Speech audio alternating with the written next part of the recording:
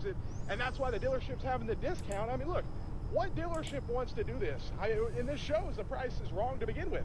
$48,000 from 63, 2025 Dodge Charger. Of course they're gonna have to discount it because, I mean, think about that.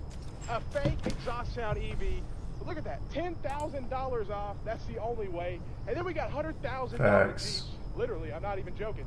Look at this, 100, can you guys see that? Let me get the phone read, $101,000 from 106. So the actual MSRP is 106 for a Wrangler. Like, whoa, wait a minute. This is a $100,000 Wrangler? Yes, it actually exists, and here you go. It doesn't even make sense. You think you're just making, I mean, in what world are we living in where this is a reality? You know what I mean? But this is the truth. And look at this, $84,000. Look at the payment, $1,355 for 84 months. Think about financing $1,385 for 84 months. Let's look at this payment because what is it? Over $1,600? I mean, some people's mortgage payment on a Jeep Wrangler. I mean, look at this, 16, do the math on that one. 1639 times 84, you know? That's, I mean, that's robbery on a Wrangler. It's a complete mess what's going on. They have vehicles that have been on the lot. Someone commented, no Jeep is 100K, that's wild.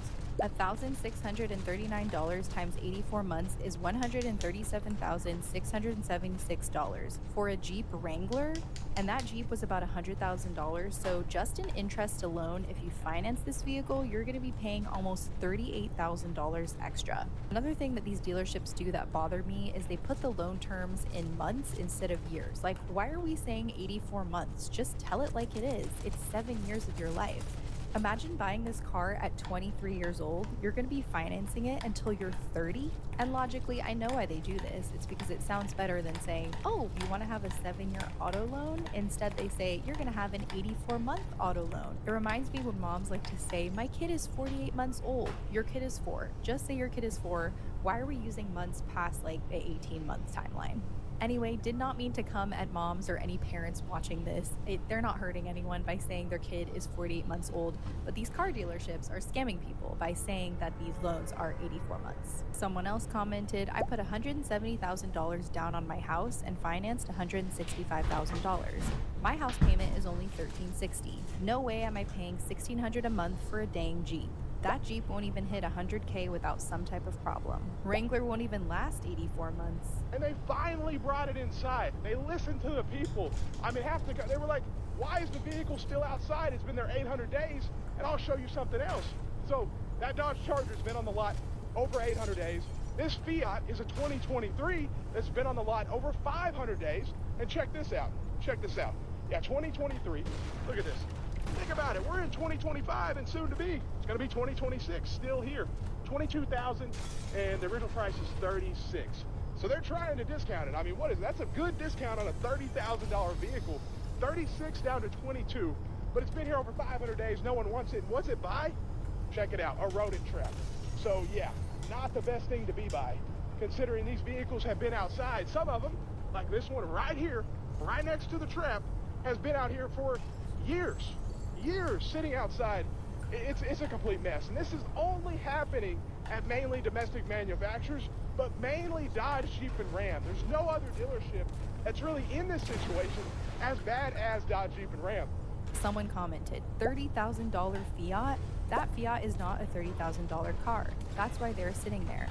Hopefully everyone gets on board and stops paying these outrageous prices, and they'll start to come down to realistic levels. Also, not the rodent trap right next to the Fiat. The poor soul that ends up buying that Fiat might have a little family of mice or rodents in their engine that have been setting up shop there for years. People are waking up to Dodge, Chrysler, Jeep, and Ram and their horrible reliability. They'd rather keep it outside for years than lower the price. Why are you holding 3-year new cars? You already lost value, and the minute you drive it off the lot, you are 50% of the sticker with 10 miles on the odometer. So that's all I have for you guys today. Please let me know what you think down below of the car market. Are used cars and new cars too expensive? I personally cannot fathom how new cars have now hit a record of $50,000. That was just mind-boggling for me to learn. But thank you all so much for watching. If you enjoyed today's video, please like, subscribe, and comment down below a dog emoji so I know you watched the whole thing. And if you don't want to wait for my next upload, you can go ahead and check out this video right here on the screen. But thank you guys again, and I'll catch you in the next one. Bye!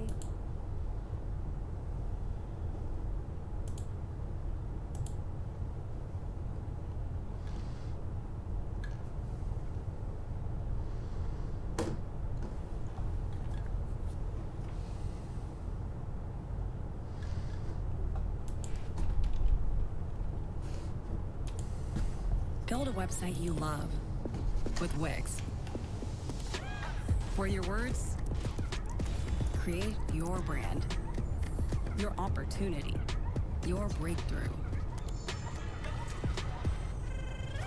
Wix.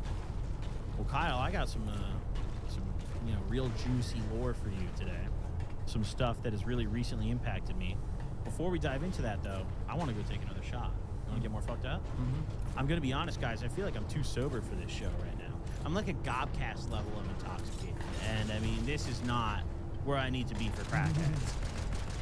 Well, yeah, okay, yesterday was different, dude. We had...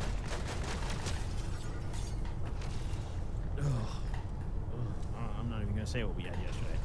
I'll be right back, though. No thoughts in the studio. I am feeling much better now. After 18 minutes of intoxication. You're feeling good? Yep. Wonderful, wonderful. Well, Kyle, listen, I got to fill you in on my conspiracy for the week.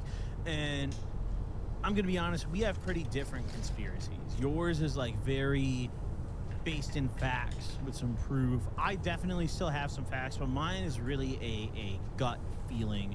This is a personal one for me, you know? And before I share my conspiracy, let me explain why I chose this conspiracy for this week. So, as you're aware, and maybe many of you watching are aware, yesterday, November 12th, 2025, Congress officially passed the 2026 spending bill, ending the government shutdown. And at the very end of that voting process, a senator named Mitch McConnell, who was pretty notorious, snuck an amendment into the 2026 spending bill, which effectively bans the entire hemp industry. EPA, full spectrum CBD, Delta 8, the whole shebang. My brand effectively just got diagnosed with a terminal disease that lasts for a year before I die, right? What the amendment specifically stated was it changed the definition of federally legal hemp. Up until now, the 2018 Farm Bill said that any product with more than 0.3% Delta 9 weight was federally considered illegal, right? It was regulated differently, which allowed brands like my own, Only Gas, to exist. It allows brands like our sponsor, 5, to exist. It allows CBD vendors to exist, right? An amendment was snuck in that changes that wording to 0.4% of total cannabinoid content, total content per container, right? Which, in effect, bans pretty much every single product on the hemp market right now.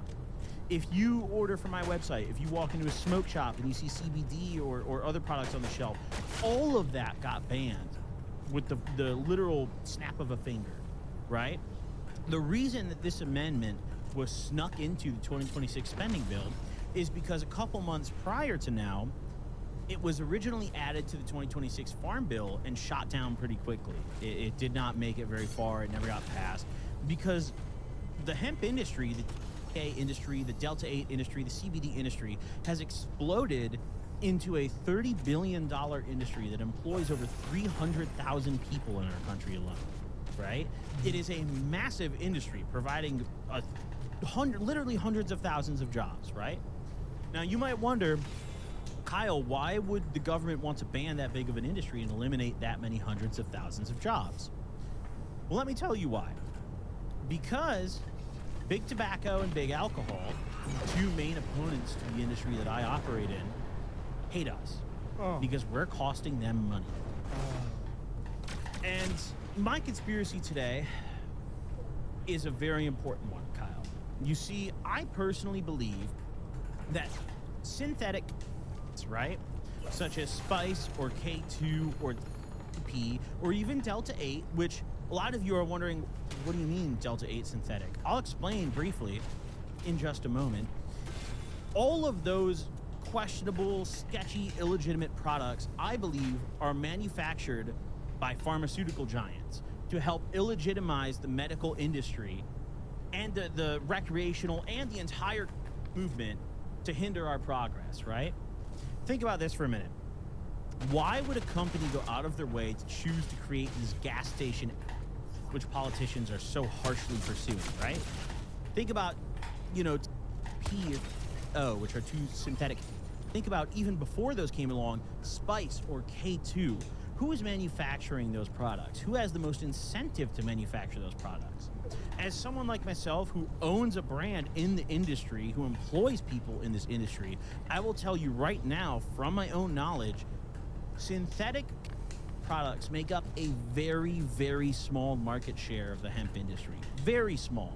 Any operator who is entering the hemp industry has very little incentive to manufacture a synthetic product, right?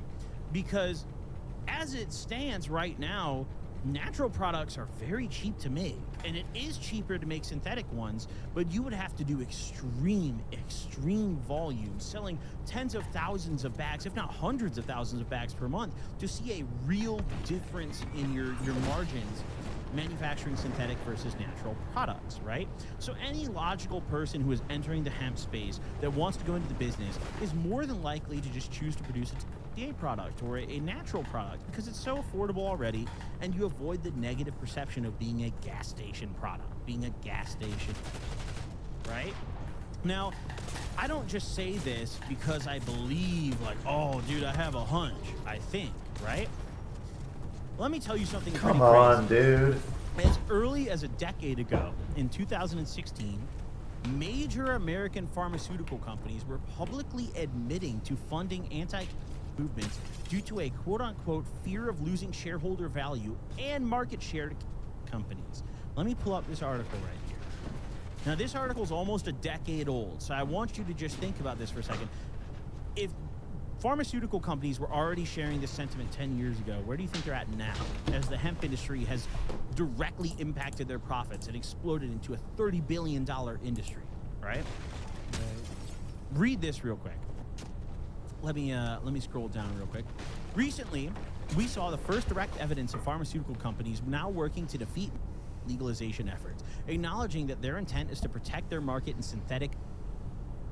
Because, I mean, really think about it for a second. A pain patient going and instead of choosing to get a prescription or getting a prescription or whatever they may get, Right. choosing to go buy CBD, full spectrum CBD, to relieve their pain is directly costing pharmaceutical companies money.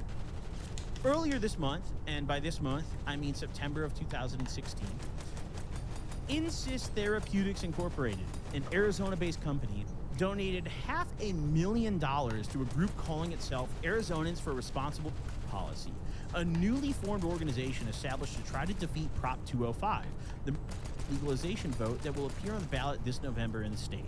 Now, we all know that nowadays Arizona has legal, so this didn't succeed, obviously. However, this is the first documented evidence of a pharma company directly spending money to go against legal, right?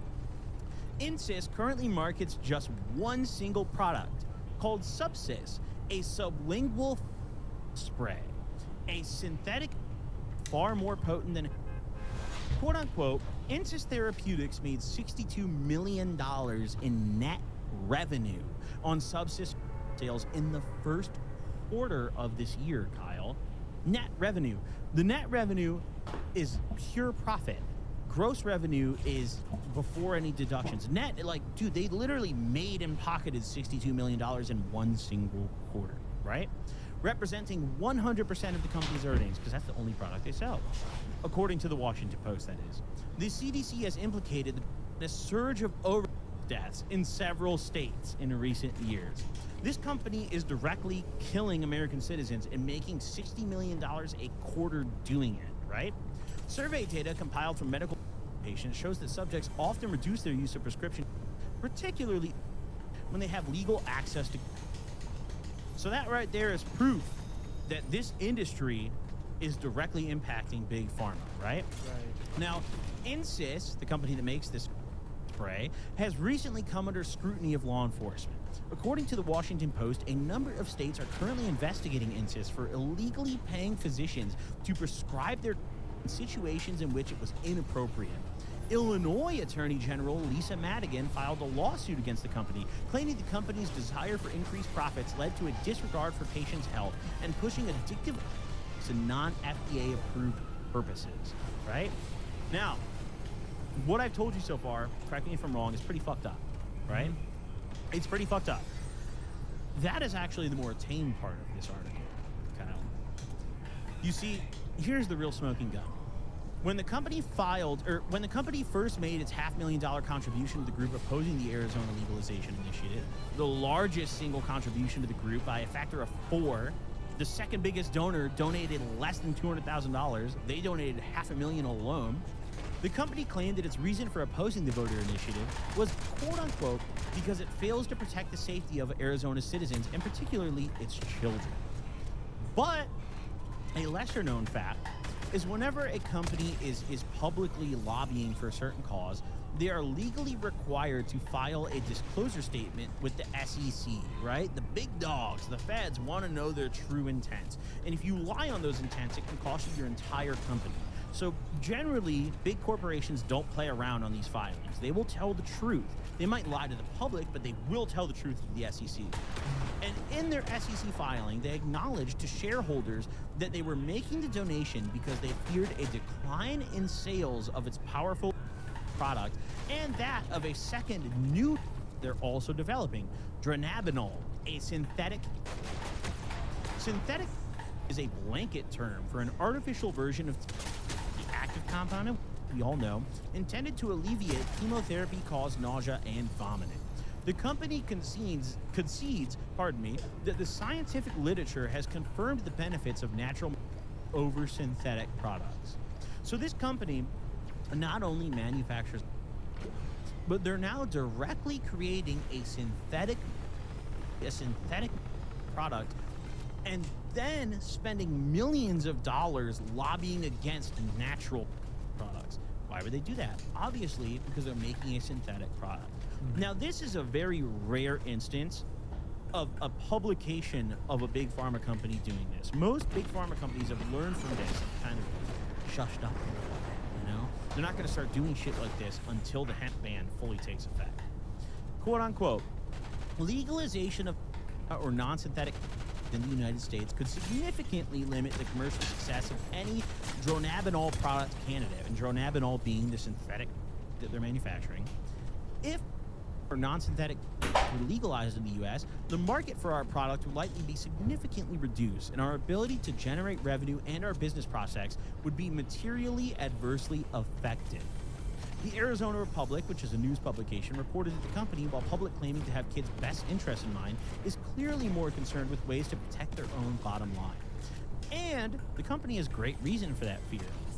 Recently published studies have found that states that provide for legal use of medical had a 25% decline in prescriptions. And mind you, this was 9 years ago, Kyle.